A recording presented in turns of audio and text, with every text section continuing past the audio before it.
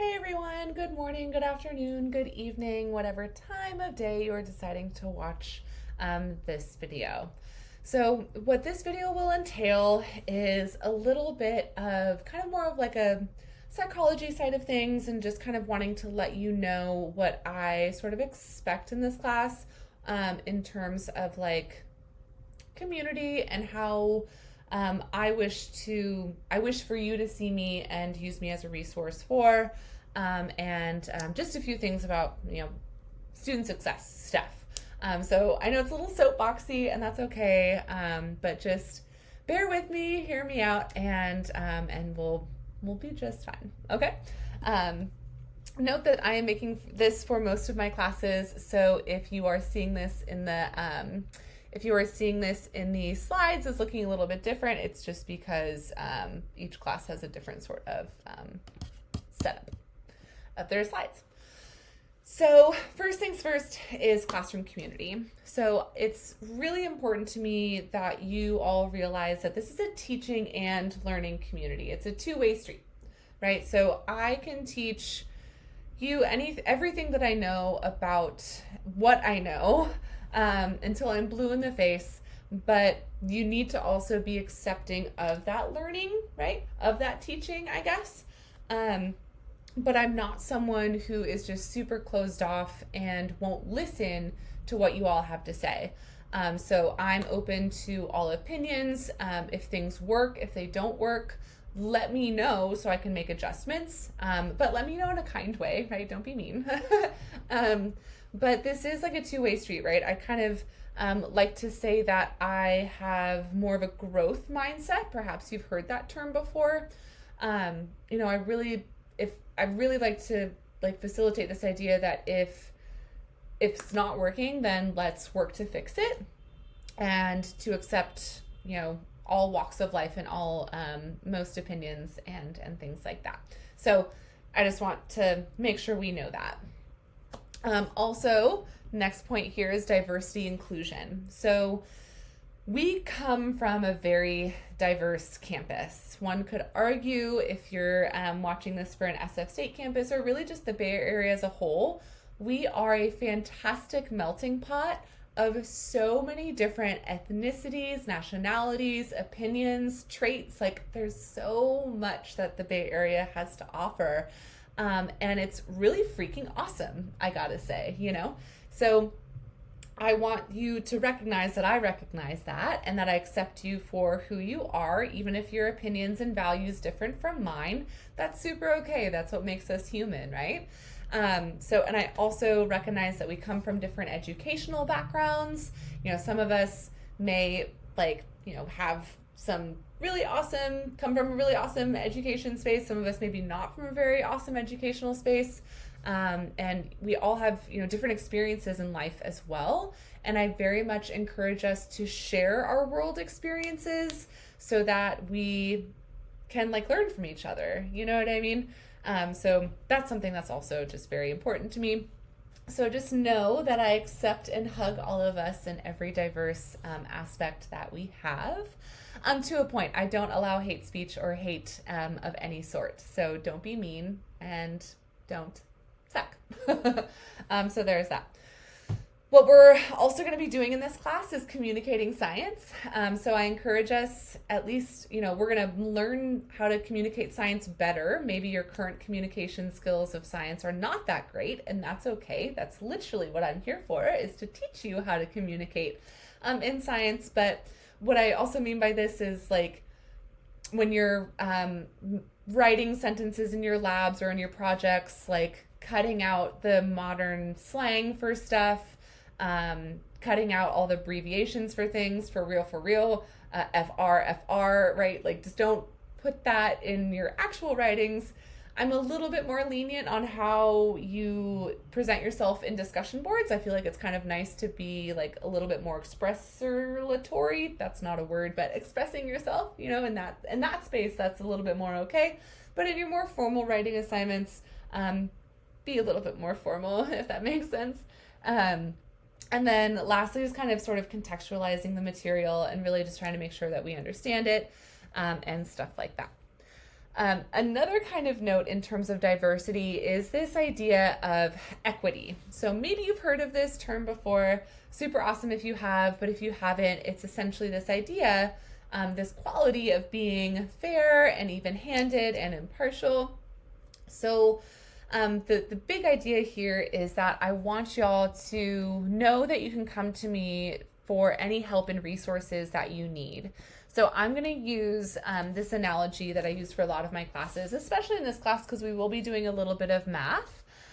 So equality is basically this idea that I would just give everybody the same exact resources and not spend any time with folks that don't need it and spend time with folks that, or I would spend time with folks that don't need my assistance and not give my time and attention to someone who does need that help, right? So my silly little example here is basically math oriented. So say this person here did like super well in high school science or high school math. So they were like AP calculus by the time they were a junior or something like that, right? Like super math whiz. And then say this person here was like, yeah, pretty good, or, just average, middle of the road. Yeah, got through it totally fine, no worries. But then this person here was like, yeah, no, I like barely passed geometry and algebra 1, so no thanks. But notice that each of them have the same box here.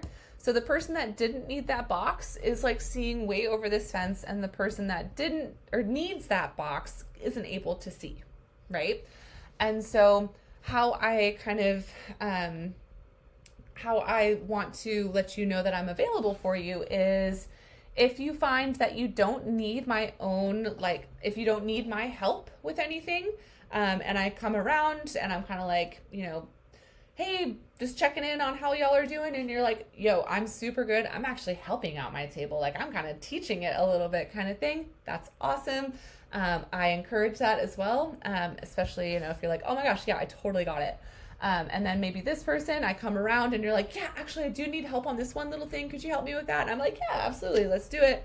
And I can offer that up. And then this person is like, girl, I need you to sit here for like an hour to help me out with this, or I need to come to office hours. I need you to make me separate videos. Like I need extra help to get this concept down. And that is super, super awesome and super okay. What I need from you with that is to communicate with me that you need that extra help. There's no way for me to know. Like, I don't have the time to go and look at your transcripts and see who does what, right? And I also am not a mind reader. I don't know when you're struggling necessarily, unless you be like, help me. So allow me to help you. I'm here to help raise you up and watch you succeed, not hold your head underwater and watch you drown. That is not my intention. That's not what I'm set out to do. Like maybe some instructors are that way, but I want you to know that I am not. So just have no fear, know that I'm not going to ever judge you on any question that you ask, any extra help that you may need. Even if it's something that I can't really help you with, maybe I can try to find a resource that will be helpful for you, right? Sometimes how I explain something just doesn't work for you, and that's okay. Right? We can look for something together, or I can try to look for another resource that might be better for that.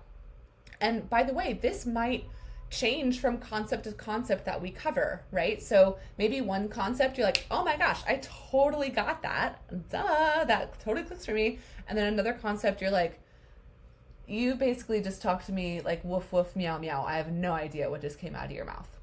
Right? So be open to that idea as well, that it probably vary from concept to concept. And know that that's okay. That's super, super freaking normal. So just know that that's a thing. Okay?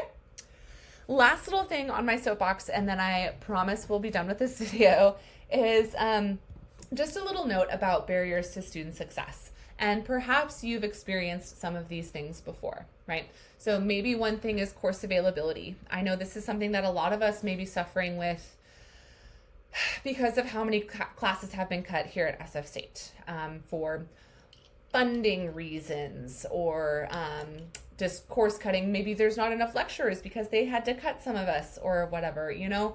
So that may be a barrier for you to graduate or for you to go through your major. Like say, for example, you know, I was a psych major initially. I couldn't take Psych 101 or 100. Like I could not get into an intro level psych class to save my life here at State. I had to take it at DBC. So it was a thing. I mean, it was fine. It was fine at DBC, but it was still like, I'm paying to go to State. I should take it at State. Anyway, so that was a barrier, or maybe that's a barrier for you. Maybe another barrier is that of advising. Maybe you're in a department that's huge, and so you don't feel seen when you go to see your advisor. You're just another number to them. There's no personal attention there if you're someone who needs that personal attention, like me, or something. And so maybe, or you can't even see your advisor. You email them and they don't email you back ever. And you email every single one that are there and nobody emails you back. You're like, does anyone even check their email? Am I a ghost to you? Like, what is happening? You know, that can be a thing. Money, I think, is a huge thing, mainly here in the Bay Area, of course. I don't even need to talk to you all about how expensive everything is. I think we all can agree. I'm dying, it's fine. But lastly, and I think this isn't talked about enough, is this idea of the sense of belonging, right? If no one's told you yet today, you belong, and many hearts to all of that. But some of us struggle with this idea of imposter syndrome, or something like maybe you're a first generation student with your family being like, I came here to give you a better life, go to college, come on, go get a degree. And maybe you're like, I don't really want to do that. So maybe you're struggling with that sort of sense of belonging just in general. But what I want to implore onto you is that I think that you do belong, at least here in this class, learning about how awesome our planet is, and really allowing yourself to kind of learn what you can from the situation you're in now. And if you find that college isn't for you, that's okay, right? I don't think that's really said enough. But everyone has different avenues in which they go through life, and it's whatever avenue happens to be your chosen avenue, or maybe not even chosen avenue, wherever the wind takes you, that's okay too. But you do belong here right now, making friends, learning about how cool our planet is, and having this sort of college experience here. It may not always be butterflies and flowers, but you know, we can work through any rough patches that may come along and will likely come along. I had a pretty rough college experience myself, so if that happens to you, I get it, but we can work through it together. Okay, so thanks for listening through my little kind of soapboxy, psyche sort of stuff. I was a psych major, and started out enjoying psychology, so that's just kind of keep these in here. But also, I want you to know that you are loved and accepted, and I can't wait to learn about all the things that you have to share and all your world experiences that you bring to the table. So thank you so much for listening, and I'll see you on the flippy floppy.